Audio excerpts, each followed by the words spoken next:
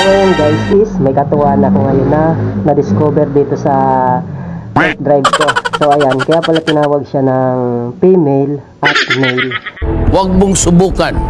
Masisira ang buhay mo. Ito daw ang female at ito ang male dahil ganito pala yan. Ayan o. Papasok ka. No. Di ba? Ito. Oh my God! Wow! Ito ang male. Tapos ito ang female. Ayun ang butas ha. Ipapasok tong sa male. Dito sa female. Ayan o.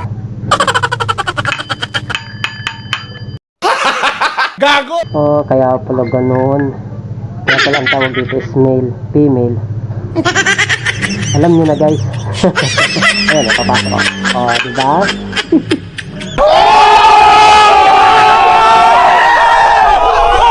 Kaya pala male, female ang tawag dito sa torque drive. Yung mga green-minded dyan. Ayan o.